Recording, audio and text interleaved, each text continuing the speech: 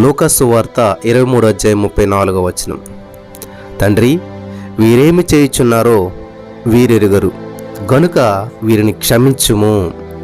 స్తోత్రం దేవా. సర్వోన్నతుడా యేసయ్యా, నువ్వు సిలువలో పలికినటువంటి మొదటి మాట క్షమాపణ వాక్కు. మేము ధ్యానిస్తూ ఉండగా నాతో మాట్లాడి మమ్మల్ని అందరం బలపరచమని నజరేయుడైన యేసు నామములో ప్రార్థించి నమ్మి పొందుకుని నమ్మ పరమ తండ్రి, ఆమేన్. చాలామంది అనేటువంటి సామెత ఏంటంటే నీతులు చెప్పేటందుకు కానీ చేసేటందుకు కాదు అంటారు. అంటే చాలామంది నీతి కబుర్లు చెప్తారు కానీ వాటిని చెయ్యరు. కొంతమంది మాటలు చెప్తారు కానీ పనులు చెయ్యరు అంటుంటారు. కానీ యేసుక్రీస్తు ప్రభు అలా కాదు. ఆయన ఏదైతే చెప్పాడో అది చేశాడు, ఏదైతే చేశాడో ఆయన చెప్పాడు. కాబట్టి ఇక్కడ రక్షకుడైనటువంటి యేసుక్రీస్తు ప్రభు వారు సిలువపై పలికినటువంటి 7 మాటల్లో మొదటి మాట క్షమాపణ వాక్కు. ఈ యొక్క క్షమాపణ వాక్కును మనం గత కొన్ని రోజులుగా ధ్యానిస్తూ వస్తూ ఉన్నాం. ఇందులో మనం గమనించినట్లయితే యేసుక్రీస్తు ప్రభువారు తన యొక్క సొంత బోధనను అద్భుతమైన విధంగా ఆయన స్వయంగా ఆచరించడాన్ని మనం ఇక్కడ ఈ మాటలో మనం చూస్తూ ఉన్నాం. ఎలాగా? యేసుక్రీస్తు ప్రభువారు మత్తయి సువార్త 5:44 మరి కొండ మీద ప్రసంగంలో విస్తారమైనటువంటి జనసమూహాన్ని సంబోధిస్తూ ఆయన ఏం బోధించాడు? ఇలా బోధించాడు. మత్తయి 5:44, నేను మీతో చెప్పినది ఏమనగా, మీరు పరలోకముందన్న మీ తండ్రికి కుమారులై ఉండినట్లు మీ శత్రువులను ప్రేమించుడి, మిమ్మల్ని హింసించు వారి కొరకు ప్రార్థన చేయడి. హల్లెలూయా. గమనించాలి ప్రియులారా, ఇక్కడ చాలా అద్భుతమైనటువంటి మర్మం దాగి ఉన్నది. ఈ లోకంలో చూసినట్లయితే అనేక మంది మత నాయకులు, మత గురువులు, మత సంస్థాపకులు అనేకమైనటువంటి బోధనలు చేశారు. అయితే బోధనైతే చేశారు కానీ ఏదైతే బోధించారో బోధించినటువంటి వారు తమ బోధనను తామే అనుసరించకపోయారు.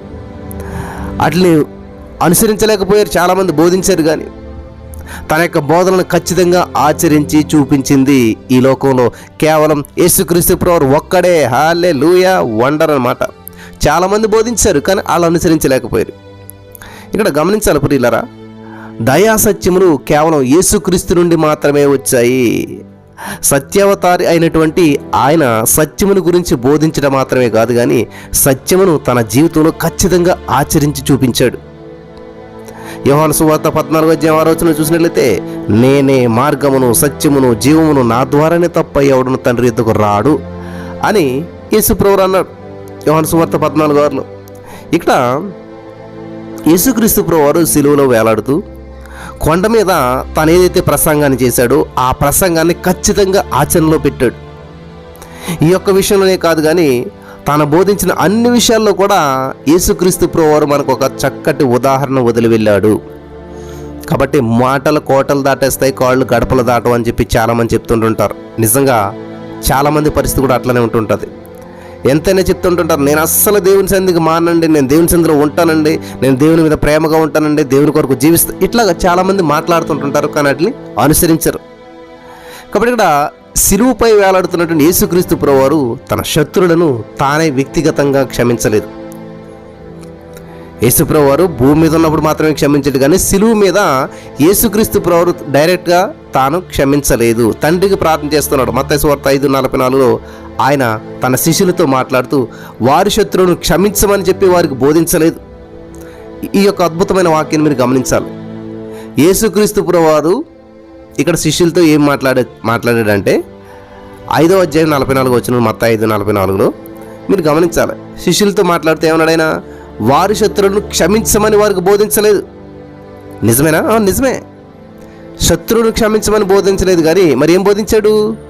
వారి కోసం ప్రార్థన చేయమని చెప్పి యేసుక్రీస్తు ప్రభువారు బోధించాడు. అలాగైతే మనకి విరోధంగా తప్పిదాలు చేసినటువంటి మన శత్రువును మనం క్షమించకూడదా?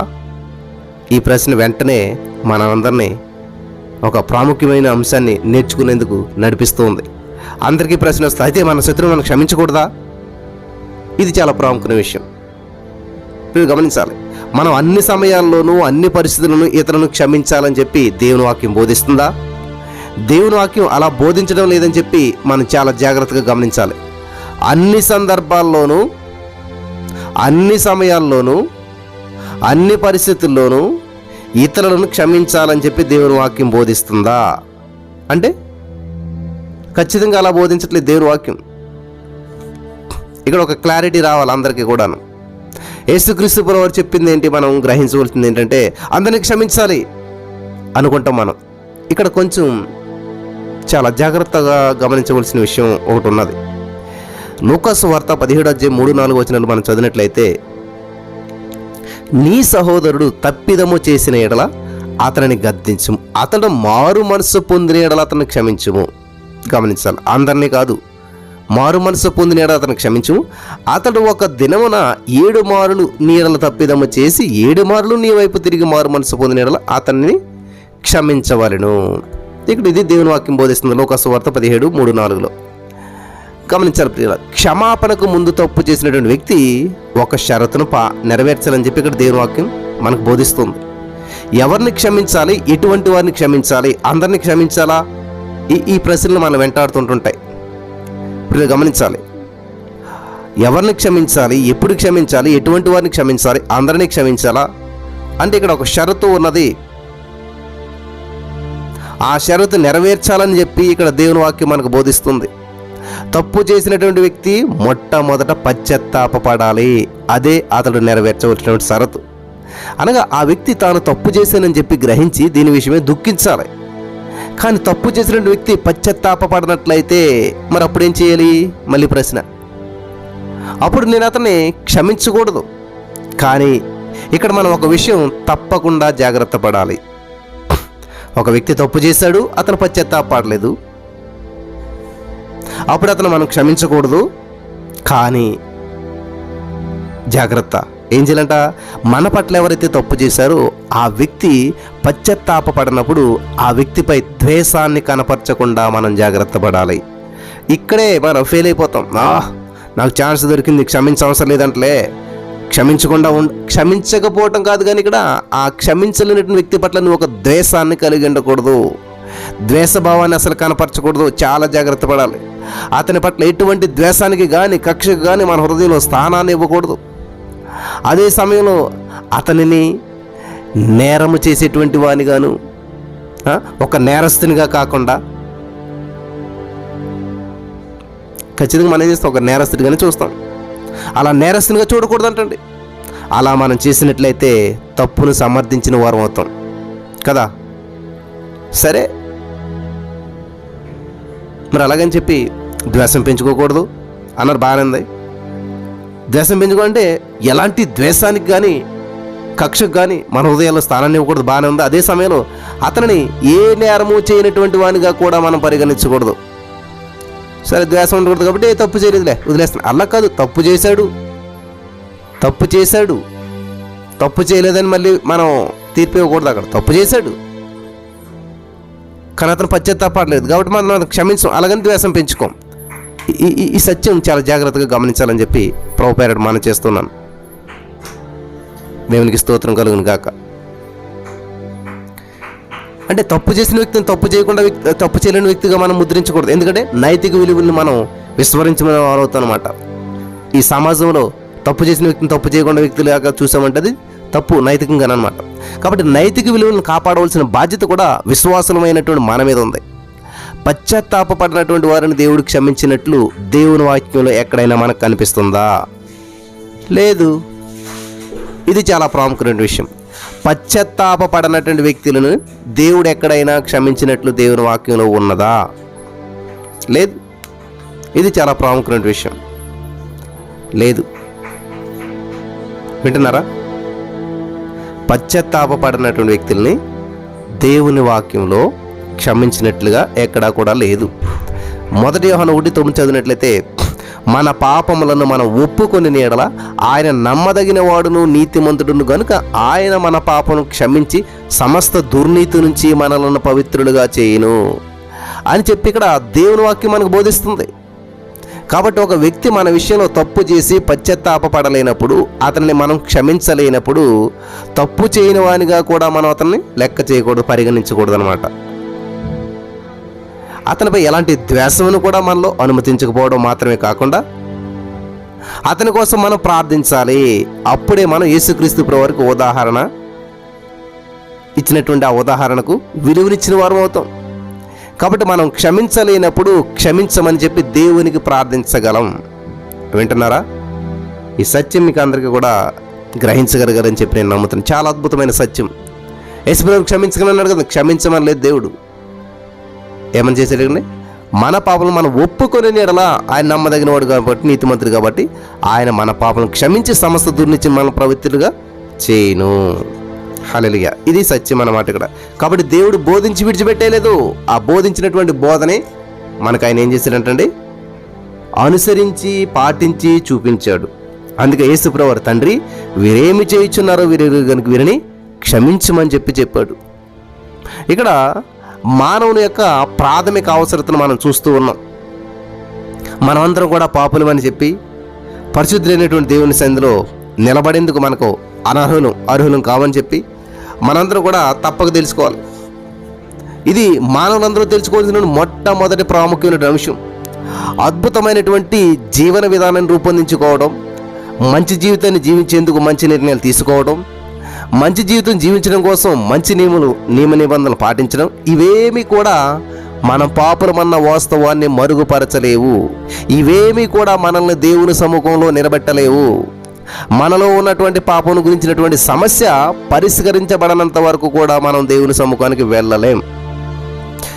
దేవునికి మనకి మధ్యలో పరిష్కరించబడవలసినటువంటి పాపం గురించినటువంటి సమస్య అలానే సజీవంగా నిలిచి ఉండిపోతుంది. అలా నిలిచి ఉండగా అద్భుతమైనటువంటి సత్ప్రవర్తన ద్వారా దేవుని సముఖానికి వెళ్ళాలని ప్రయత్నించడం కేవలం వృధా ప్రయాసే. మన ప్రయత్నాన్ని బట్టి, మన యొక్క ప్రయాసాన్ని బట్టి, మనం చేసిన పనులను బట్టి మనం నీతిమంతులుగా తీర్చబడం, మన సత్ప్రవర్తన, మన యొక్క నీతి క్రియలు మురుకుగుడ్డ లాంటివేనంటండి. కాబట్టి మన పాదాలు పక్షవాతంతో ఉన్నప్పుడు అందమైనటువంటి మేజోళ్ళు వాటికి ధరింపజేయడం వల్ల ఏమి ప్రయోజనం? చచ్చిపోడిపోయిన పాదాలకి మేజోళ్ళు ఇస్తే ఉపయోగం ఏముంటుంది? అలాగే మనం అందులమైనప్పుడు, గుడ్డివాళ్ళమైనప్పుడు గుడ్డివాడికి కళ్ళజోడుని ధరించడం వల్ల ఉపయోగం ఏముంటుంది చెప్పండి? అలాగే మన పాపాలు క్షమించబడుట అనేటువంటిది అత్యంత ప్రాముఖ్యమైన అంశం అన్నమాట. ఒకవైపు మన పాపంలో మనం నశించినటువంటి స్థితిలో ఉంటూ, మరొక వైపు విస్తారమైనటువంటి ఆ స్నేహగణం ద్వారా, ఆ యొక్క స్నేహగుణం ద్వారా మనం గౌరవించబడటం వల్ల మనకి ఏం ప్రయోజనం ఉండదు. దేవుని దృష్టిలో క్షమించబడినటువంటి పాపిగా కొనసాగుతూ వ్యాపారంలో విజయం సాధించి విస్తారమైనటువంటి ధనం సంపాదించడం వల్ల మనకేమీ ప్రయోజనం ఉండదు. ఈరోజు ఈ లోకంలో మంచి మంచి ఇల్లు, మంచి మంచి స్థితి, మంచి అన్నీ సంపాదించుకొని ఉన్నతమైన స్థితిలో మీరు ఉండొచ్చు. కానీ దేవుని దగ్గర పాపక్షమాపణ లేకపోయినట్లయితే ప్రయోజనం లేదు. కాబట్టి మన మరణ సమయానికి యేసుక్రీస్తు రక్తము ద్వారా మన పాపాలు పరిహరించబడటం మాత్రమే మనకు ప్రయోజనకరం. ఈ సత్యాన్ని గ్రహించాలి, గమనించాలి. మనమందరం తెలుసుకోవాల్సిన మరో ప్రాముఖ్యమైన విషయం ఏంటంటే పాప క్షమాపణ పొందుట ఎలా. ఇది చాలా ప్రాముఖ్యమైన విషయం. మన పాపాలు ఎలా క్షమించబడతాయి? పరిశుద్ధుడైనటువంటి దేవుడు దేనిని ఆధారంగా చేసుకుని మన పాపాలను క్షమిస్తాడు? ఇక్కడ దైవికమైనటువంటి క్షమాపణకు మానవ క్షమాపణకు మధ్య ఎంతో వ్యత్యాసం ఉన్నదన్నటువంటి వాస్తవాన్ని మనం గ్రహించాలి. దైవికమైన క్షమాపణ వేరు, మానవ క్షమాపణ వేరు. సాధారణంగా మానవ క్షమాపణలో ఉదారత కనిపిస్తుంది. కొన్నిసార్లు నిర్లక్ష్య భావం కూడా మనకు అందులో కనిపించవచ్చు. క్షమించడం అంటే నీతి న్యాయాలను పరంగా పెట్టడమేనని చెప్పి మన యొక్క అభిప్రాయం. అంటే మానవ న్యాయస్థానంలో చూసినట్లయితే న్యాయాధిపతి ముందు రెండు ప్రత్యామ్నాయాలు ఉంటాయి, రెండు మార్గాలు ఉంటాయి. ఏంటి? తన ఎదుట నిలబడిన వ్యక్తిని దోషి అని నిర్ధారించబడినప్పుడు, ఒక వ్యక్తి తప్పు చేశాడు, మర్డర్ చేశాడు కాబట్టి అది ప్రూవ్ అయిపోయింది.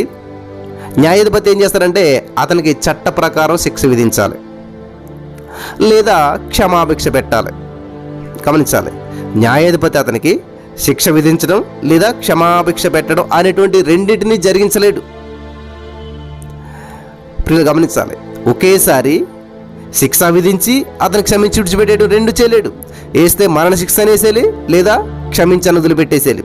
అంతేగాని న్యాయం ప్రకారం అతనికి మరణ శిక్ష విధించి ఏదో జాలిపడో అతన్ని క్షమించి వదిలేటు ఈ రెండు చేయలేడు ఒకేసారి. ఈ రెండు ఒకేసారి జరగాలంటే మూడో వ్యక్తి ఎవరైనా సరే అతని స్థానంలో శిక్షను అనుభవించినప్పుడు మాత్రమే అది సాధ్యమవుతుంది.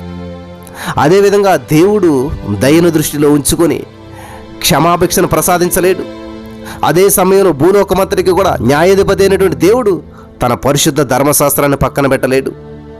కానీ దేవుడు దయ చూపించేందుకు మొగ్గు చూపించాడు. ఎలా?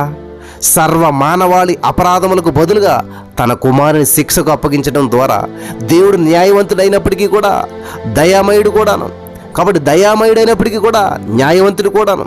అందుకే ఆయన తన సొంత కుమారుని తమ అపరాధముల చేత శిక్షకు పాత్రులైన మానవులకు బదులుగా కల్వరి శిలువలో శిక్షకు అప్పగించాడు. ఆ విధంగా నీతి న్యాయముల ద్వారా దయా కనికరములు పరిపాలించాయి. హల్లెలూయా. నీతి న్యాయముల ద్వారా దయా కనికరములు పరిపాలించాయి. ఇది కేవలం యేసుక్రీస్తు ప్రభువు విషయంలో మాత్రమే జరిగింది. వింటున్నారా? ఆ విధంగా దేవుడు న్యాయవంతుడిగా ఉంటూ తాను జరిగించినటువంటి విమోచన కార్యాన్ని విశ్వసించినటువంటి వారిని నీతిమంతులుగా తీర్చుటకు ఒక నీతియుక్తమైనటువంటి మార్గాన్ని ఏర్పాటు చేశాడు. అందుకే బైబిల్ గ్రంథంలో మన కోసం ఈ విధంగా వ్రాయబడి ఉన్నది. లూకా సువార్త 24:46-47 యేసుక్రీస్తు ప్రభువారు శ్రమపడి 3వ దినమున మృతుల నుండి లేచునని, యెరూషలేము మొదలుకొని సమస్త జనములలో ఆయన పేరిట మారు మనసును పాపక్షమాపణయు ప్రకటించబడుననియు వ్రాయబడి ఉన్నది. హల్లెలూయా. ఈ యొక్క విషయాన్ని గురించి తిరిగి ఈ విధంగా వ్రాయబడి ఉంది. అపోస్తలుల కార్యములు 13:38-39 మనం చూసినట్లయితే, కాబట్టి సహోదరులారా, మీకు ఈయన ద్వారానే పాప క్షమాపణ ప్రచురమగుచున్నదనియు, మీరు మోసే ధర్మశాస్త్రం వలన ఏ విషయములలో నీతిమంతులుగా తీర్చబడలేకపోతిరో ఆ విషయములన్నిటిలో విశ్వసించు ప్రతివాడును ఈయన వలననే నీతిమంతుడిగా తీర్చబడునని మీకు తెలియనుగాక. హల్లెలూయా. కల్వరి శిలువలో యేసుక్రీస్తు ప్రభువారు సిందిస్తున్నటువంటి రక్తాన్ని దృష్టిలో ఉంచుకొని, తండ్రి వీరిని క్షమించుము అని చెప్పి రక్షకుడు ప్రార్థించాడు. తాను అర్పిస్తున్నటువంటి బలియాగాన్ని దృష్టిలో ఉంచుకొని ఆయన అలా ప్రార్థించాడు. ఎందుకంటే రక్తము చిందింపకుండా పాపక్షమాపణ లేదు.